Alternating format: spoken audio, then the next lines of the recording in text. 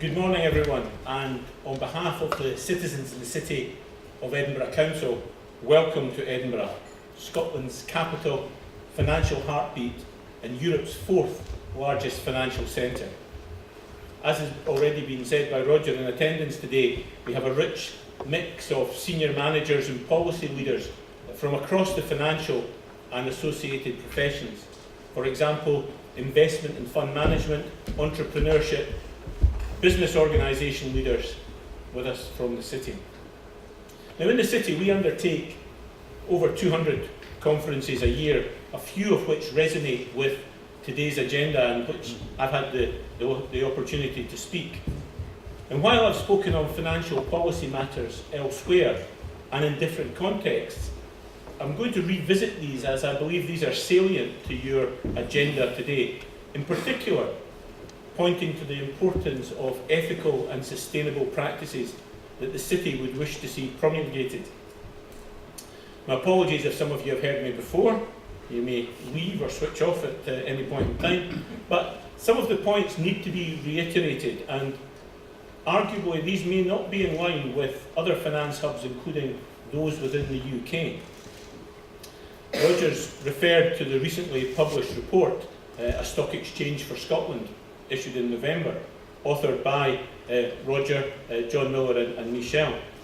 Now, there are two key quotes which are writ large at the very beginning. One from Jim Mather, the former Minister of Enterprise, Energy and Tourism, and now a visiting professor at Strathclyde and Heriot-Watt universities.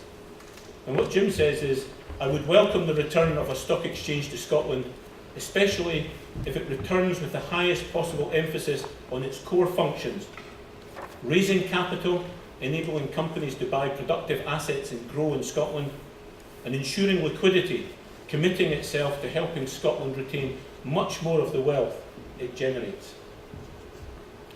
Complementing Professor Mather's points are my own remarks.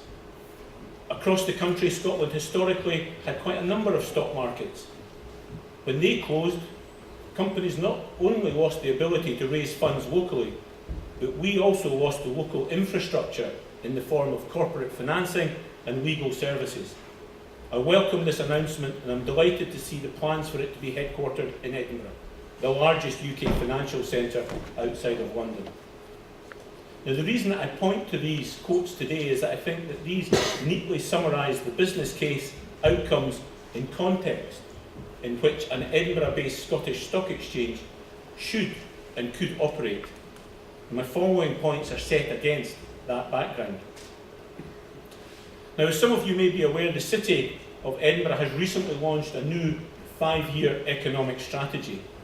And the purpose of this strategy is to set out a new ambition for Edinburgh's economy, to describe the way we want our economy to change, and to provide a framework through which everyone who has a stake in the city can contribute to Edinburgh's success. In other words, a strong and vibrant economy should not operate in isolation or be seen in a binary context of money and profit, but should instead be strongly connected to the three pillars of sustainability: economy, environment and society. Now, the City's strategy has 7 steps to enable good growth.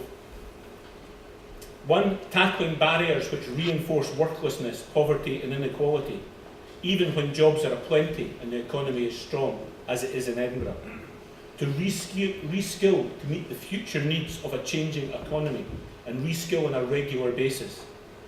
Support transition to a low-carbon economy. Become a leading city for fair work and social responsible enterprise. Enhance Edinburgh's position as the most entrepreneurial city. Very key, become the data capital of Europe. Very clear ambition there. And importantly for business in general, to deliver world-class places that will power the city's economy. I'm therefore delighted to hear that the new exchange will be the very first recognised investment exchange worldwide, for which companies will have to demonstrate and measure their positive social and/or environmental impact before listing. Thereafter, and crucially, publicly report on their progress on these targets. This model clearly resonates with the city's desire to advance the 3 sustainability pillars and sends a very strong signal across the business, enterprise and of course finance community about how important it is to underpin operations with a strong social and ethical commitment. Indeed, it could be said that a stock exchange that operates without strong connections with inclusion, innovation and collaboration may not best thrive in a city which is based upon cooperative decision-making with communities, which embraces innovative approaches and a balanced approach to risk, and where partnership is now the raison d'etre of how the city works. A Scottish stock exchange which embraces these points and is proactive in linking with values-aligned investors will, I feel, offer a highly positive exemplar across the global capital markets. Why Edinburgh? What are the current economic characteristics that make Edinburgh the location of choice for such a stock exchange? Recent surveys put us as the best city to live in the world when compared with 100 other cities globally, comparable cities. We continue to be the most attractive city in the UK for the 5th year running. We are the UK's top destination for students to live and study. We have a financial sector whose growth rate is currently ahead of its London equivalent. And we have a burgeoning economy with an unemployment rate of almost 3%. We've recently signed a city regional deal worth more than £1.3 billion, delivering inclusive economic growth across the region through housing, innovation, transport and skills development. We're internationally connected via Edinburgh Airport, which over the last 10 years has generated a 58% increase in passenger numbers to over 14 million, has increased international passengers by 140% in the same period, and has increased its destinations worldwide by 40% to over 160 separate destinations. Now, while these points are indicative of a strong position across a number of markets, there is no room for apathy in the capital, as there are many other competing major cities which are growing substantially both in the UK and in Europe, but also further afield both west and in the Far East. And this is irrespective of any impact of Brexit that may happen or not, as the case may be. It therefore remains the responsibility of city partners, sector leaders and public policy leaders to build upon this strong foundation and maximise the climate for emerging investment in innovative new projects to come to the city. The establishment of a Scottish stock exchange does just that. Whilst a positive development for the city and representative of a strong signal of intent to the wider financial community, which will operate within a strong regulatory framework, it will also have a new and broader international reach across borders to work alongside other financial exchanges and institutions. And whilst we do want to see an ever-increasing economy with high volumes of local employment and consequent community benefit, we would want to avoid the city experiencing wealth for the few with low levels of employment and poor working conditions and pay for the majority, and with no consequent community dividend.